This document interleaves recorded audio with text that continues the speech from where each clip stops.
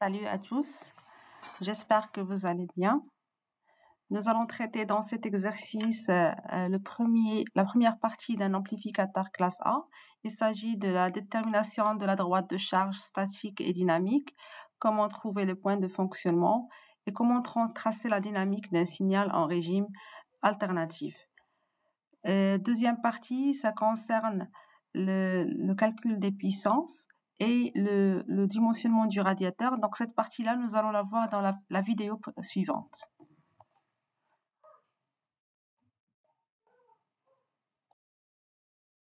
Voilà, on commence la première partie. Donc on va lire ensemble l'énoncé. Donc on considère le circuit d'un amplificateur de puissance classe A de la figure ci-contre. On vous demande de tracer dans le plan IC-VCE les droites de charge statique et dynamique après avoir déterminé le point de polarisation M0. Donc, de coordonnées IC0, VCE0, on prend comme données bêta égale à 50, EC égale à 30 volts, R1 égale à 2 kΩ, R2 égale à 1 kΩ, RE égale à 1 kΩ, RC égale à 500 ohms et RL égale à 500 ohms. Pour déterminer le point de fonctionnement, nous allons supposer que la tension VBE, qui est égale à 0,7 volts, est négligeable devant la chute de tension dans le pont de diviseur de résistance RB. Cette approximation serait justifiée et on vous demande pour quelle valeur de VCE le transistor est-il bloqué. Alors, puisqu'on vous demande deux droites de charge, il y a une statique et une autre dynamique. Donc, je commence d'abord par définir ou bien pour séparer entre l'étude statique et l'étude dynamique d'un montage amplificateur. Alors, en général, un signal, n'importe quel signal pourrait être décomposé en deux composantes. C'est la composante continue plus la composante alternative. Donc, il s'agit d'un théorème de superposition. Donc, généralement, la composante continue, on peut la trouver dans le régime statique d'un montage amplificateur. Et la composante alternative, donc il s'agit du régime alternatif ou bien le régime petits signaux d'un montage à base de transistors ou bien un montage amplificateur.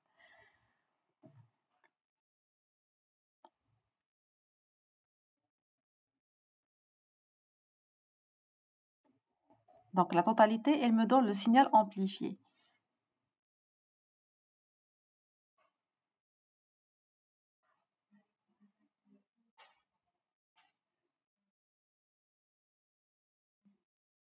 Donc ici, je donne le schéma que nous avons dans l'énoncé, le schéma d'un montage amplificateur. Donc ici, dans ce montage, on vous donne un montage à émetteur commun.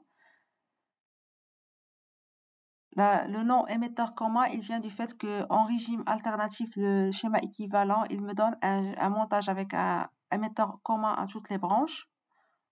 Nous allons revoir ça dans le tracé du montage en régime alternatif. Donc, toujours, on a besoin d'une tension continue pour polariser le transistor. Et on a besoin d'un générateur alternatif, c'est le signal que nous souhaitons amplifier à la sortie. Et la charge RL ici, elle représente, en fait, par exemple, un haut-parleur.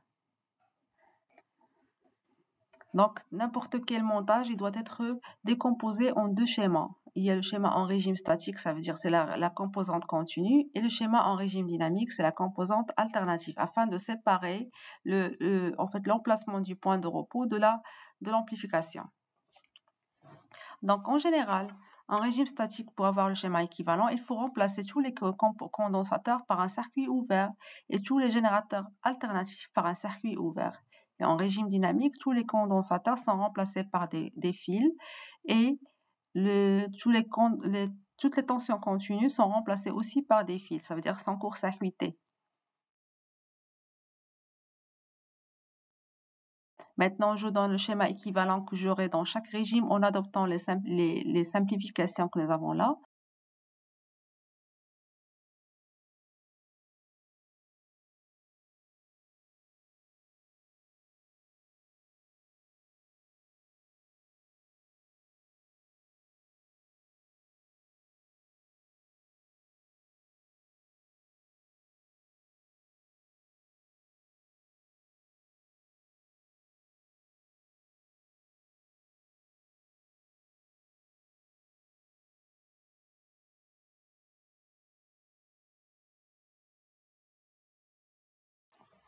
Maintenant, je redessine le schéma initial. Donc, c'est celui-là. Et je vais lui appliquer les simplifications que l'on a pour chaque montage.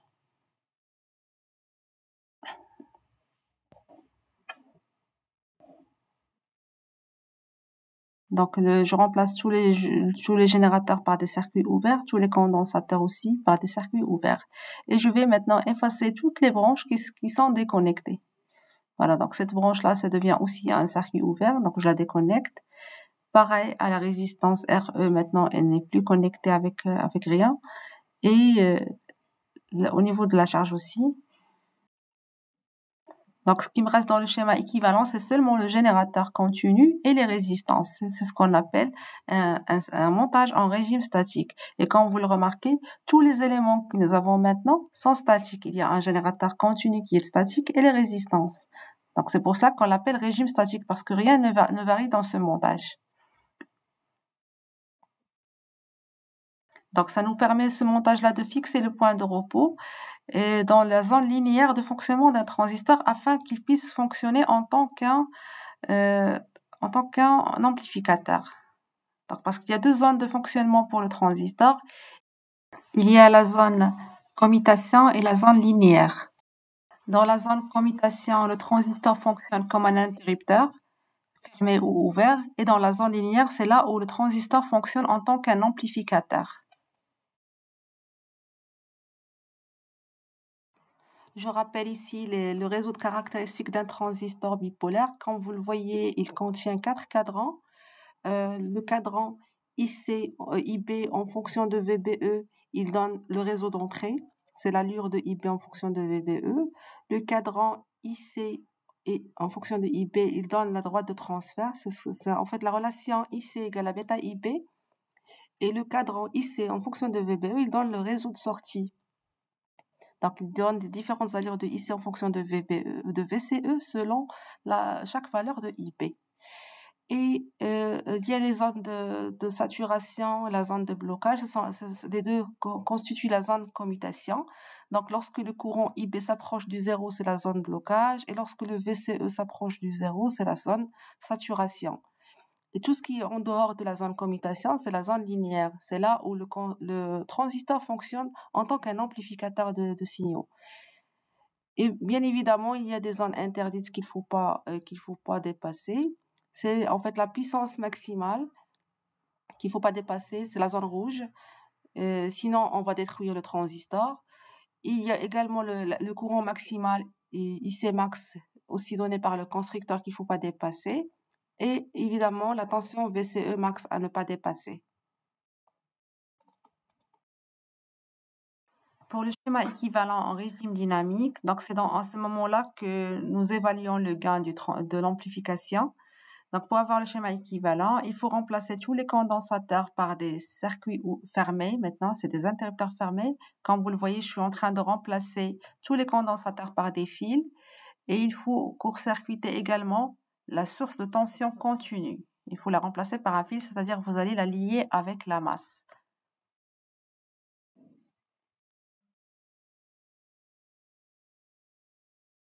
Donc, je n'ai plus maintenant de générateur continu, je n'ai qu'un fil qui relie les deux bornes avec la masse.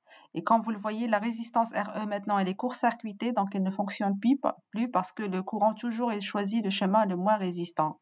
Maintenant, je vais simplifier en essayant d'arranger un petit peu le montage. Donc, vous commencez toujours par poser le transistor en premier et vous posez la masse parce qu'elle est commune à toutes les branches. Et vous mettez les autres éléments, bien les autres composants. On a la résistance R2, elle est placée entre la base et la masse.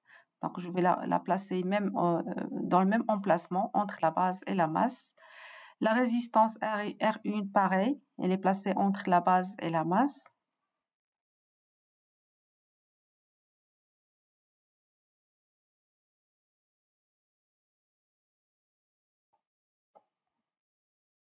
Le générateur alternatif, il est placé aussi entre la base et la masse. Donc, le générateur alternatif ici, il représente le signal à amplifier. Côté collecteur, nous avons la résistance RC, elle est placée également entre le collecteur et la masse. Donc, vous suivez seulement les branches des composants. Chaque branche, elle est liée à quelle borne?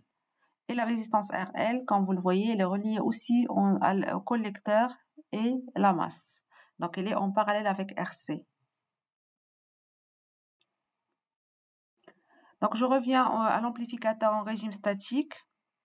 Donc, il voit une charge statique, il voit deux résistances. Au niveau de la charge, ça veut dire au niveau de la sortie, il voit la résistance RC et la résistance RE. Donc, c'est une charge statique.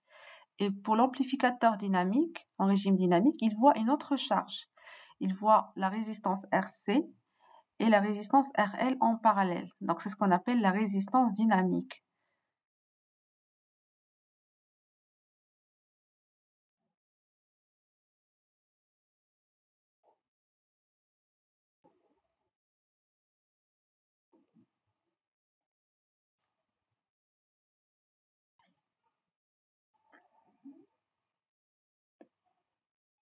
Donc, pour cette raison-là, quand on vous demande deux droites de charge, donc il y a droite de charge statique et il y a droite de charge dynamique. Donc, droite de charge statique, c'est pour le régime statique et droite de charge dynamique, c'est pour le régime dynamique, vu que l'amplificateur, il ne voit pas la même charge en régime statique et en régime dynamique.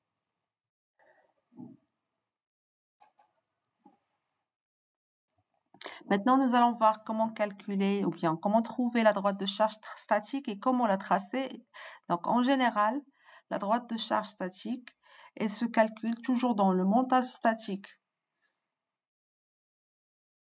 Donc, je redessine ici le schéma statique que nous avons trouvé.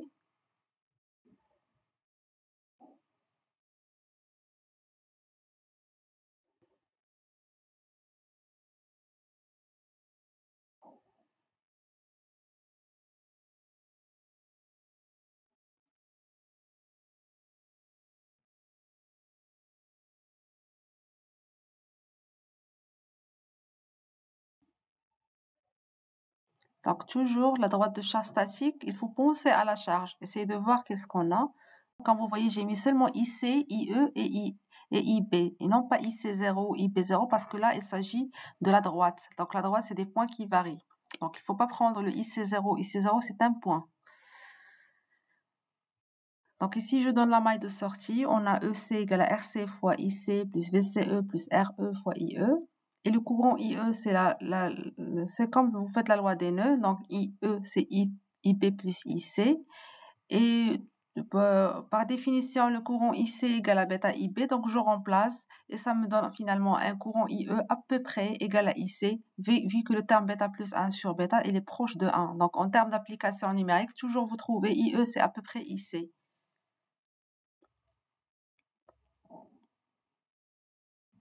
Donc, par simplification, je peux noter IC égale à EC moins VCE sur RC plus RE.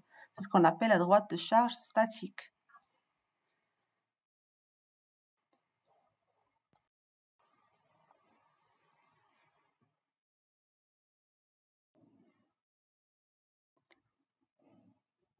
Donc, j'ajoute qu'en régime statique, c'est là où on détermine le point de fonctionnement. Et comme je l'ai dit auparavant, le point de fonctionnement, c'est lui qui me permet de dire est-ce que mon amplificateur fonctionne en tant qu'un commutateur ou bien qu'un amplificateur. Donc, il faut qu'il soit placé dans la zone linéaire du transistor. On appelle aussi point de polarisation ou bien point de repos, c'est la même chose. Donc, ça veut dire c'est le point de fonctionnement. Ça veut dire c'est lorsque j'applique rien au niveau de l'entrée du transistor, je n'applique aucun signal alternatif. Donc, tout ce qui est statique, tout ce que je mesure en régime statique, c'est des valeurs continues.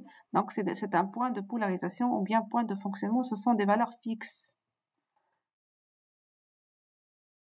Alors, comme vous le remarquez, pour le régime statique maintenant, j'ai remplacé les valeurs IC, IE, IB j'ai ajouté l'indice 0. Ça signifie qu'il s'agit d'un point de fonctionnement et c'est un point statique. Ce n'est pas une droite. Maintenant, je vais essayer de trouver le point de polarisation demandé. Donc, on demande les coordonnées du point IC0, VCE0. C'est le point M0. Alors, pour trouver ce point, on va essayer de simplifier ce montage. Nous allons utiliser le théorème de Thévenin. bien le modèle de Thévenin. Donc, je vais considérer tout ce qui est transistor RC, RE et le générateur EC comme une charge. Donc, je vais les déconnecter. Je vais garder seulement le schéma d'entrée afin de trouver le schéma équivalent au modèle de Thévenin. Donc, ce qui me reste dans le schéma, c'est seulement R1, R2 et le générateur EC. Donc, j'ai déconnecté le transistor RC, RE. Et je vais essayer de remplacer entre la base et la masse. Je vais donner le schéma équivalent que je le vois en déconnectant la charge. Donc, je vois une tension entre le point BM, une tension équivalente que je peux appeler le générateur de Thévenin. Donc là, je peux appliquer le diviseur de tension. E Thévenin égale à EC fois R2 sur R1 plus R2. Donc, j'ai le droit d'appliquer le diviseur de Thévenin, de tension, parce que on a le même courant qui traverse R1 et R2. Et pour la résistance de Thévenin, c'est la résistance que je vois entre la base et la masse en court-circuitant la source EC. Donc, ce que je suis en train de donner maintenant, ce sont c'est le théorème de Thévenin qui le dit. Donc, pour avoir la résistance équivalente, il faut court-circuiter la source de tension, essayer de voir quelle est la résistance équivalente que je vois entre la base et la masse. Donc, je vois deux résistances R1 et R2 en parallèle. Donc, c'est ce que je vais appeler la résistance de Thévenin qui est égale à la résistance B, RB, équivalente à la résistance dans le pont diviseur au niveau de la base. Je peux l'appeler RB. Comme c'est demandé dans l'énoncé. Donc, dans l'énoncé, ils l'ont appelé RB.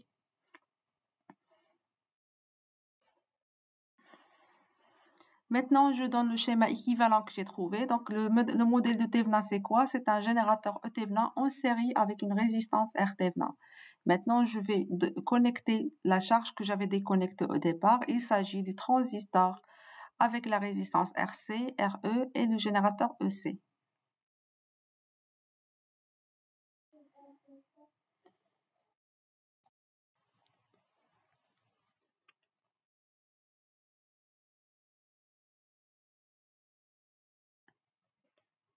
Maintenant, le schéma devient trivial. Donc, il est très facile de calculer le point de repos vu que maintenant, on a une seule maille au niveau de l'entrée et non pas comme le montage initial qui contenait deux mailles. Donc, on commence par trouver le courant IB0. Donc, là, je dessine tous les potentiels qu'on peut avoir dans ce montage. Donc, je vais prendre la maille d'entrée. On a E Thévenin égale à 10, RB égale à 0,66 kΩ. Donc, après application numérique, on trouve ça. Nous allons prendre maintenant la maille d'entrée. E Thévenin égale à RB fois IB plus VBE0 plus RE fois IE0.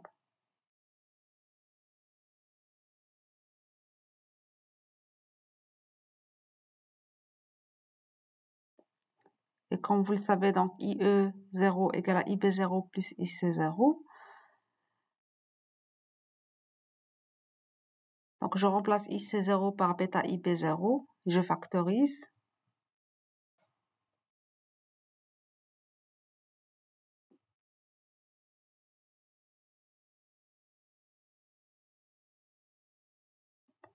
Et je calcule IB0, qui est égal à E Thévenin moins VBE0 sur RB plus bêta plus 1 fois RE.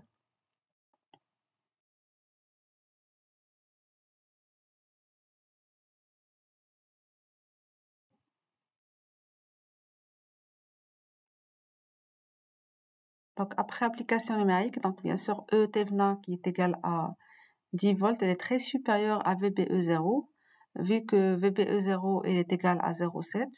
Et pareil, si on compare RB par rapport à bêta plus 1 fois RE, on trouve que RB aussi il est négligeable devant bêta plus 1 fois RE. Donc, on peut dire que IB0, c'est à peu près E Thévenin sur bêta plus 1 fois RE.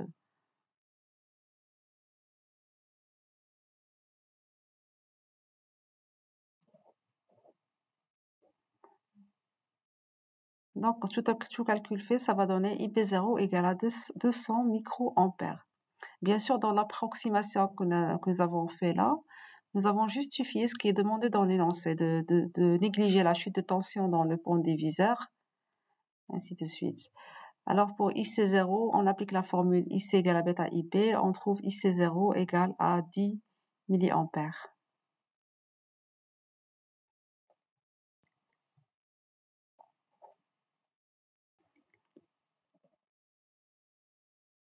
Maintenant, pour calculer le potentiel VCE0, nous allons utiliser la maille de sortie. EC égale à RCIC0 plus VCE0 plus RE fois IE0. Donc, c'est à peu près égal à RC fois IC0 plus VCE0 plus RE fois IE0. Donc, IE0, c'est à peu près IC0. C'est pour cela que là, on remplace. Vu que en application numérique, IC, c'est à peu près égal à IE. Bien sûr, physiquement, ce n'est pas la même chose. Mais en termes d'application numérique, c'est à peu près les mêmes valeurs.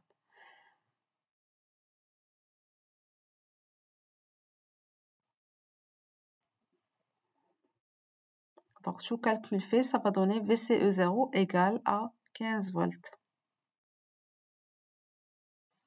Ainsi, donc, le point M0 demandé dans l'énoncé a pour coordonnées VCE0 égale à 15 volts et IC0 égale à 10 milliampères.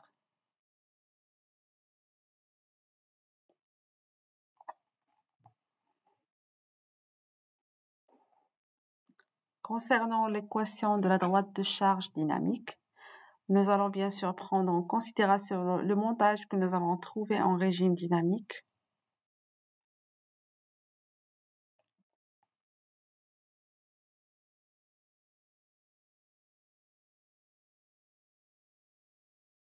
C'est toujours IC en fonction de VCE qu'on va chercher.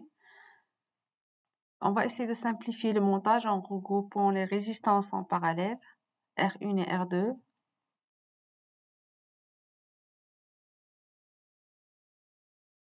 C'est la résistance RB. Et la résistance de sortie RC en parallèle avec RL, c'est la résistance petit rc.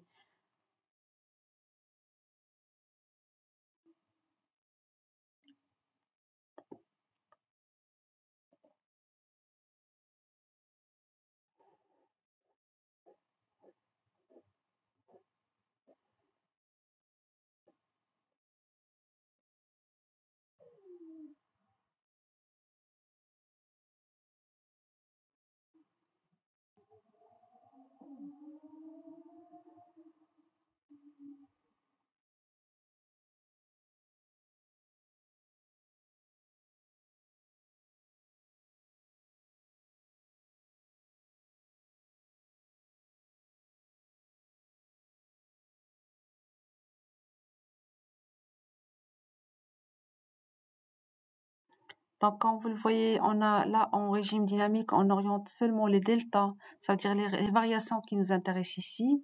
On oublie le régime statique, ça veut dire le continu maintenant, il est isolé. Là, on ne voit que les variations. Donc, on a le delta VCE, c'est la variation du signal de sortie autour du point de repos. Pareil pour le courant. Donc, on peut ici faire la loi des mailles dans le réseau de sortie. On voit que delta VCE égale à moins delta IC fois RC. Donc, le signe du moins vient du fait que le courant et la tension, ils ont le même sens. C'est-à-dire, pour appliquer la loi d'Ohm, il faut que le courant et la tension soient opposés. On a en général VCE est égal à VCE0 plus delta VCE. C'est le théorème de superposition. Ça veut dire chaque signal, elle se décompose en deux composantes. Composante continue plus la composante alternative. C'est-à-dire là, on fait le régime statique plus le dynamique. Donc VCE0 et IC0, c'est le régime statique, c'est le point de repos qu'on a déjà calculé. Et delta VCE et delta IC, c'est le régime dynamique, ça veut dire la variation autour du point de repos.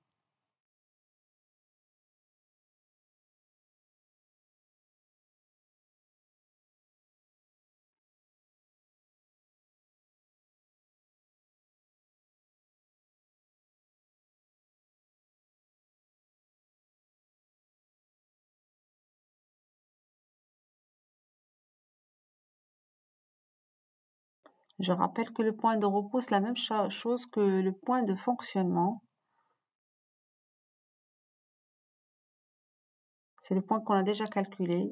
M0 de coordonnées IC0, VCE0.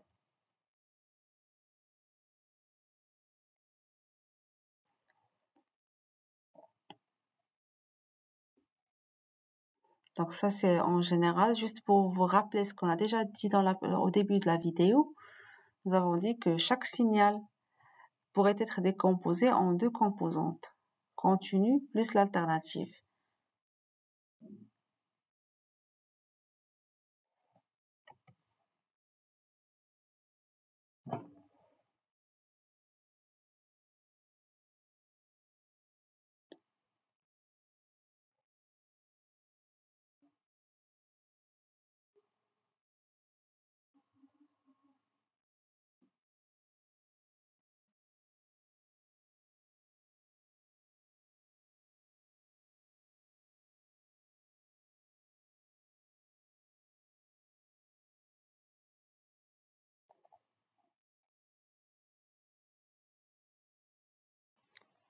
On numérote ici les équations 1, 2 et 3.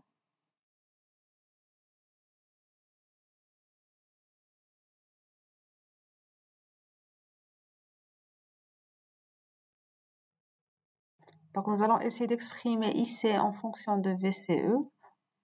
Je prends par exemple l'équation numéro 2 et je vais tirer delta VCE qui est égal à VCE de t moins VCE0. Ensuite, je vais exploiter l'équation numéro 1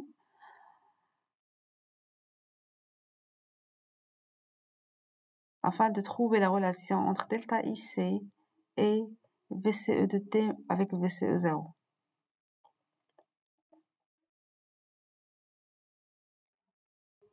Et finalement, je vais exploiter la troisième équation pour tirer la valeur de delta IC afin que je puisse la remplacer dans la première équation. Et je tire en finale l'équation fois IC de t moins IC0.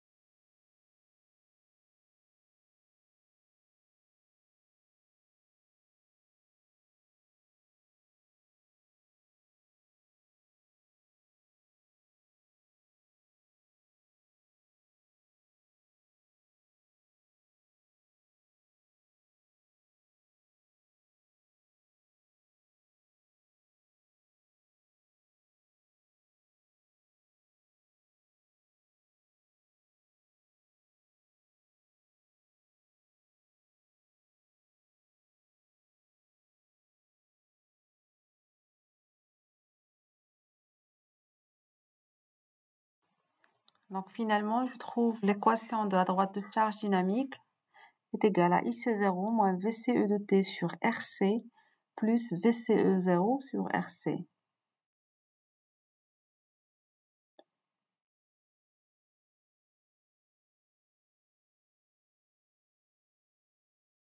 Comme vous le voyez, elle est en fonction de la résistance de charge dynamique qui est égale à RC en parallèle avec RL.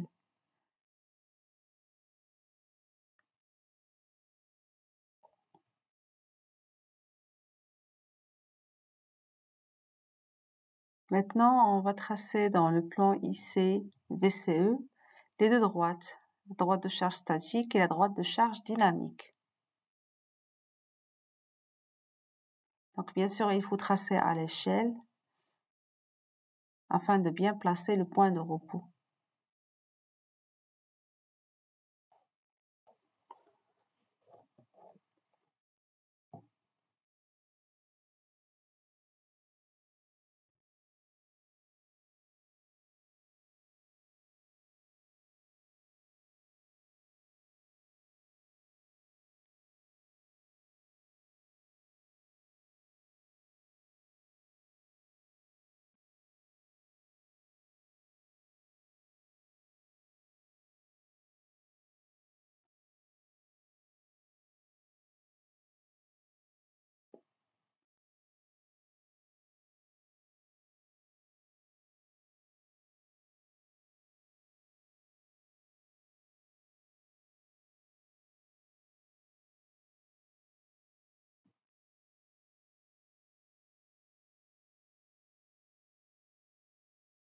Donc, je rappelle que la droite de charge statique est égale à IC égale à E moins VCE sur RC plus RE.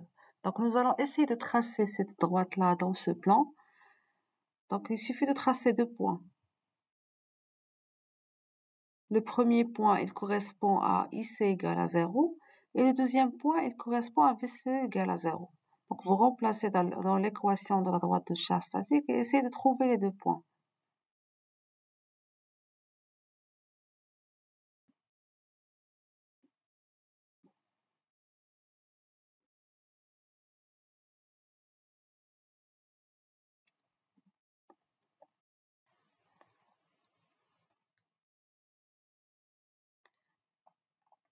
Et si je remplace IC par 0, je trouve VCE égale à 30 volts. Donc, on va essayer de prendre une échelle pour tracer pour trouver le point de 30 volts.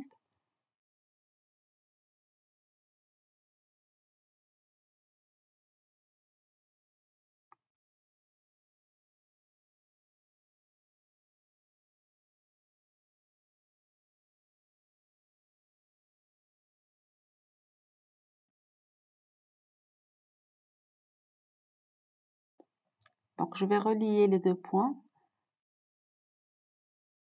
30 volts et 20 mA par une droite.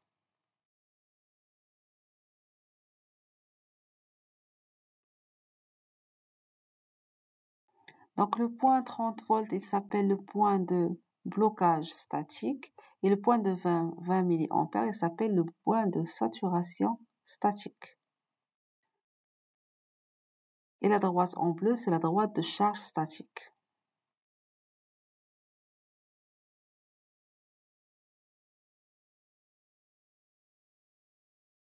Maintenant, nous allons essayer de placer le point de fonctionnement. Donc, comme nous l'avons déjà calculé, le point M0 de cours donnait 15 volts et 10 mA. Comme vous le voyez, il est placé au milieu de la droite de charge statique. Donc, c'est ce qu'on appelle le point de repos ou bien le point de fonctionnement.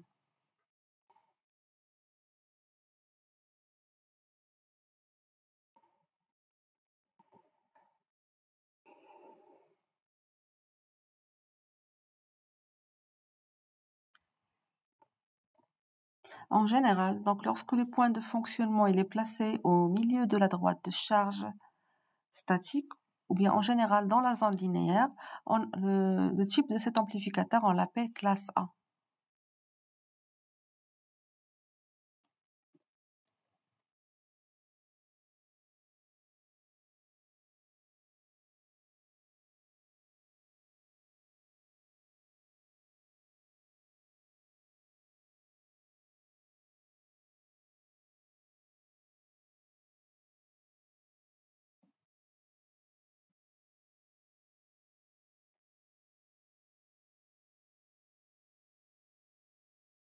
Maintenant, on va tracer par la même façon la droite de charge dynamique.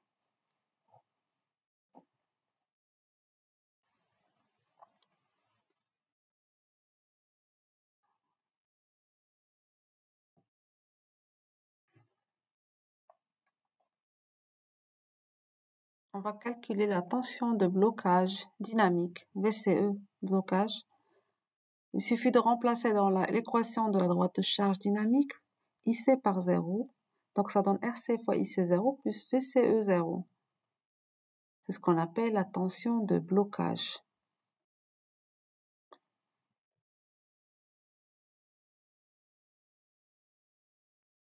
Donc, je rappelle que lorsque le transistor il est bloqué, donc il se comporte comme un interrupteur ouvert.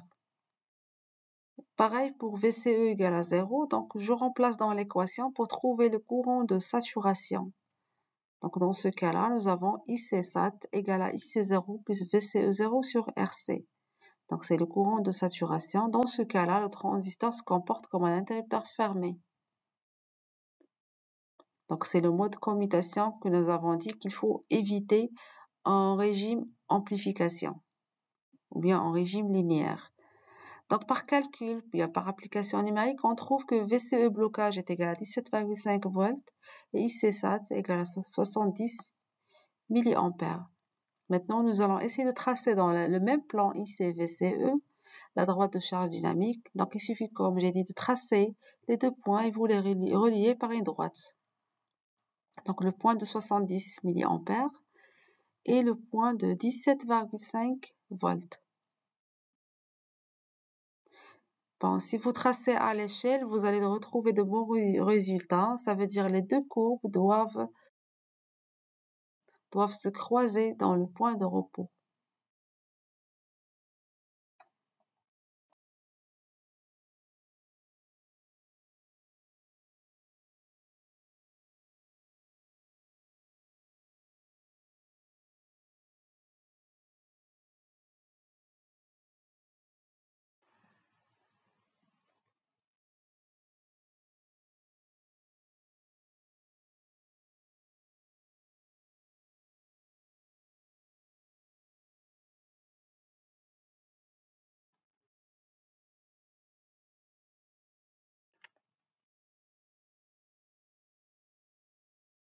Donc voilà la courbe en vert, c'est la droite de charge dynamique.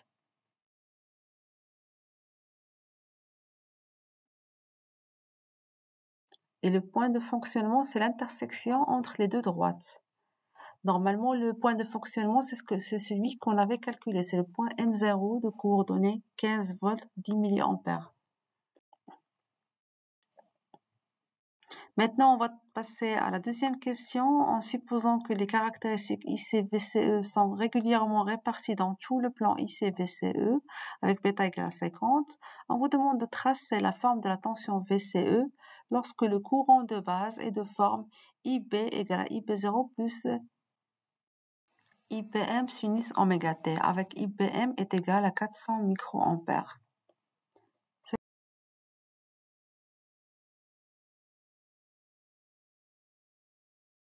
Ça veut dire maintenant on va provoquer une petite variation du signal IB autour du point de repos. Ça veut dire nous avons fixé le point de repos au niveau du point IB0. Le IB0 qu'on avait calculé dans la première partie, c'était égal à 200 microampères. Maintenant, nous allons provoquer une variation autour de ce point-là. Et nous allons voir sa répercussion sur le réseau de sortie. Donc, nous avons IB égale à IB0 plus delta IB. Avec delta IB, c'est la variation. Ça veut dire que c'est un signal variable. IB sinus oméga t, c'est un signal. Là, dans ce cas-là, nous avons pris sinus Vidal.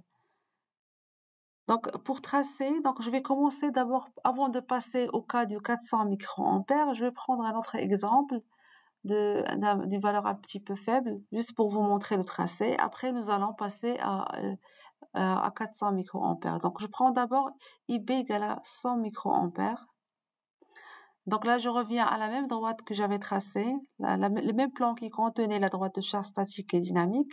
Je vais ajouter le réseau d'entrée. Là, nous avons retracé seulement le cadran de sortie.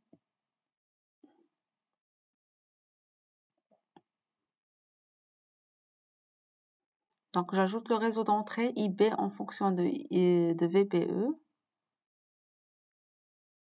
Bien sûr, IB, c'est en microampères parce que toujours le courant IB, il est très faible.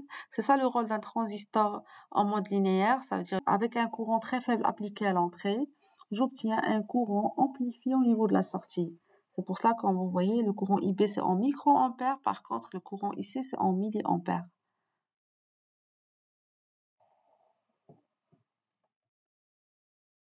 Donc, je vais essayer de placer le point de repos qu'on avait calculé. C'était 200 microampères. Et bien sûr, là, je vais marquer les points de variation parce qu'on a dit que nous allons appliquer une variation de combien? De 100 micros. 100 micros autour du point de repos. Donc, nous avons dit qu'on va appliquer un signal, une delta IB de valeur 100 sinus oméga t.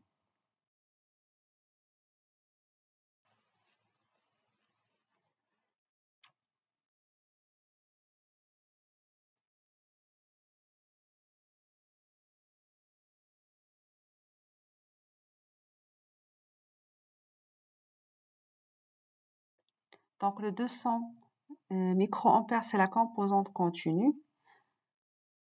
et le 10 sinus oméga t, c'est la composante alternative. Donc, je trace ici la composante continue. Bien sûr, par rapport à la référence c'est le 0 en microampères, toujours pour l'axe de IP. Donc ça, c'est la composante continue et je lui ajoute la composante alternative. Donc la composante alternative, elle varie, elle a une amplitude de 100 micros. Donc c'est un signal sinusoïdal qui varie autour du point de repos.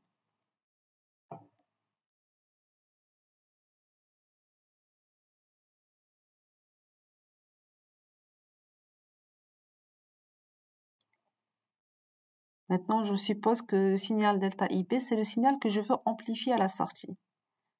Bien sûr, nous n'avons pas intérêt à amplifier les grandeurs continues, on n'amplifie que les grandeurs alternatives. C'est pour cette raison qu'on utilise dans les montages amplificateurs des condensateurs au niveau de l'entrée et au niveau de la sortie. C'est pour bloquer les composantes continues. Donc maintenant, pour trouver la projection, bien pour trouver l'équivalent de cette variation au niveau du réseau de sortie, je dois absolument utiliser la droite de transfert parce qu'elle relie IC à IB. C'est la relation IC égale à bêta IB. Et le bêta, c'est le gain d'amplification. Généralement, le bêta, c'est donné par le constructeur. Donc, essayez de suivre avec moi les projections que je vais faire. Donc, je vais essayer de projeter le maximum et le minimum de la variation sur la droite de transfert afin de trouver la variation du courant IC. Donc là, je trouve sur la droite de transfert les deux points, c'est-à-dire le maximum et le minimum de la variation de delta IC par rapport bien sûr à IC0. Donc là, j'ai tracé le courant IC0, c'est la composante continue, est égal à 10 milliampères. Maintenant, je vais tracer la variation qui a un maximum, c'est le premier point, et un minimum, c'est le deuxième point que j'avais tracé. Quand vous voyez, même si vous voyez que la variation de delta IC elle est petite, n'oubliez pas qu'elle est mesurée en milliampères. Donc, si je vais la mettre en micro, ça serait très, très amplifié.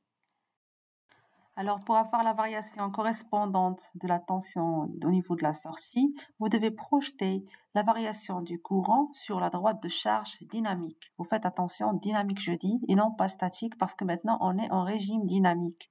Parce que maintenant, l'amplificateur, il voit la charge dynamique. Donc, je projette le maximum sur la droite, et de même pour le minimum de delta IC. Sur la droite, ça me donne le delta VCE correspondante. Par rapport toujours au point de repos. Donc, le point de repos au niveau de la sortie, c'était 15 volts. C'est le VCE0. Voilà, je trace le VCE0, c'est la composante continue.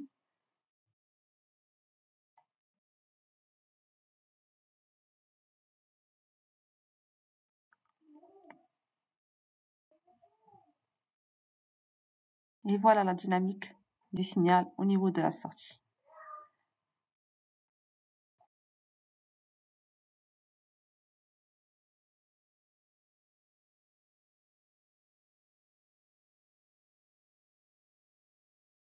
On remarque ici que la dynamique du signal de sortie, elle recopie la même forme que celle du signal d'entrée. Ça, c'est parmi les avantages d'un amplificateur classe A. Il est fidèle, ça veut dire qu'il ne déforme pas la nature du signal. Si on introduit un signal sinusoïdal, il donne la même forme à la sortie, sans modification de la forme.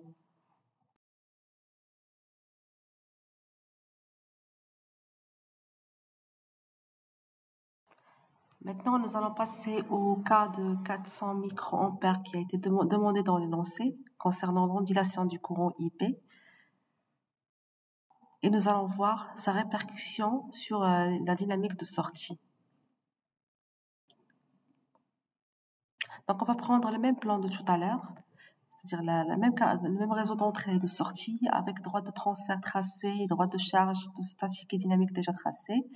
Et on va maintenant retracer la dynamique du signal avec cette fois-ci un signal sinusoïdal de valeur maximale 400 microampères.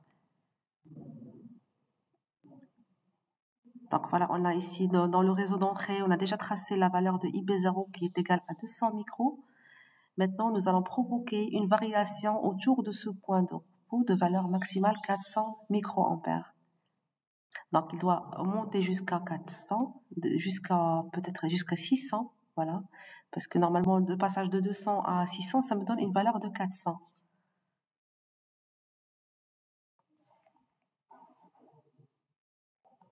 Côté négatif, le signal devrait normalement descendre jusqu'à moins 600. Mais là, quand vous voyez, on atteint le 0 ampère. Donc, le transistor se bloque dans ce cas. Et c'est pour cela que nous avons un écrêtage au niveau de l'alternance négative. Et l'écrêtage, il est traduit par un bruit s'il s'agit d'un amplificateur audio. Donc, pour avoir un bon amplificateur, il ne faut pas avoir un écrêtage.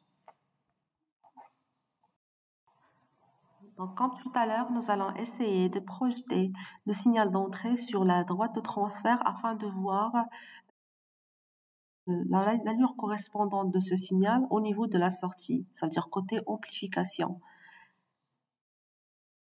Donc, on va essayer de projeter toujours le maximum de la courbe sur la droite de transfert et le minimum de la courbe, c'est le 0. Donc, et voilà, donc ça me donne de même l'écrêtage, il est transmis à la sortie. Alors, pour avoir la tension équivalente de ce courant au niveau de la sortie, ça veut dire la tension VCE, nous allons projeter la dynamique du signal IC sur la droite de charge dynamique. Donc voilà, le premier point, c'est le maximum de la courbe, et le minimum de la courbe, c'est le 0. Parce qu'elle va projeter sur le 0, donc ça me donne le 0 dans la droite de charge dynamique, ça veut dire la valeur 17,5 volts. Voilà, je trace là le point de fonctionnement, c'est le VCE 0, par rapport auquel j'aurai la dynamique. Donc le maximum, c'est alternatif, mais le minimum est sécrète au niveau du point de blocage statique, VCE blocage, qui est égal à 17,5, qui correspond à la valeur de 0 pour le courant IC.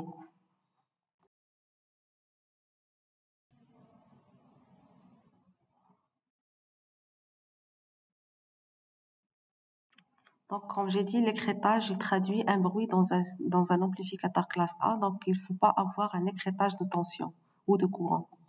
Maintenant, nous allons entamer la partie défaut de cet amplificateur. Déjà, donc à partir des allures que nous avons obtenues maintenant, nous remarquons qu'il y a des limites d'utilisation de cet amplificateur. Comme j'ai dit, il ne faut pas avoir l'écrêtage. Cet écrêtage, généralement, est dû au fait que la dynamique du signal de sortie ne doit jamais atteindre l'extrémité de la droite de charge dynamique ou bien statique. Donc, il ne faut pas atteindre le point de blocage ni le point de saturation. Dans cet exemple-là, la dynamique maximale que l'on pourrait avoir, c'est au maximum la variation autour de 15 volts et qu'il ne faut pas atteindre 17,5 volts. Comme ça, on ne bloque pas le transistor. Donc, le maximum de la dynamique, c'est une dynamique qui a une amplitude de 2,5. Ça veut dire la dynamique maximale, c'est le passage du maximum au minimum, c'est-à-dire c'est la tension crête à crête et qui correspond par définition à la valeur 2 fois RC fois IC0.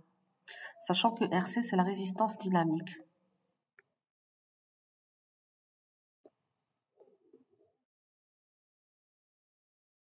Alors, pour améliorer la dynamique maximale du signal de sortie, il faut normalement placer le point de repos au milieu de la droite de charge dynamique. Comme ça, nous allons maximiser la dynamique sans écrêtage. Voilà, ici, je redessine le point de fonctionnement et la dynamique du signal.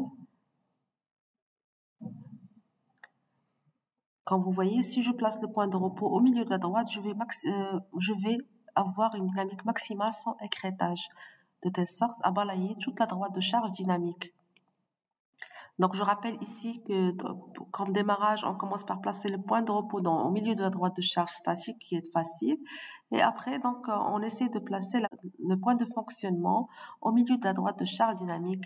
Donc, je vous montre dans un exemple par la suite, dans une autre vidéo, comment modifier le point de repos afin de le placer au milieu de la droite de charge dynamique dans le but de maximiser le rendement de l'amplificateur.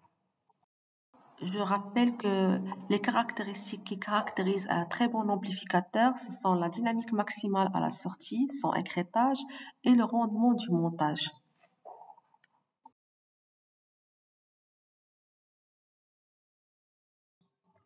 Alors ici, je rappelle les différents emplacements du point de repos dans la droite de charge dynamique.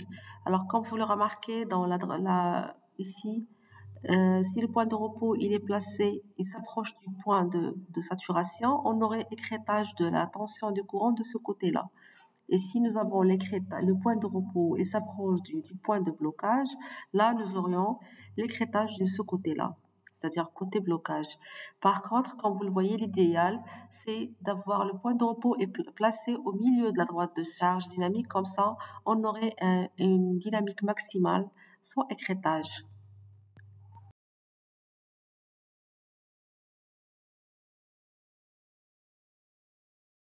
Alors, autre défaut que l'on peut tirer à partir de cet amplificateur, on remarque bien que dans l'étude statique, le point de fonctionnement ou bien le point de repos, il était placé au milieu de la droite de charge statique. C'était le point M0 que nous avions calculé de coordonnées 15 volts et 10 millivolts.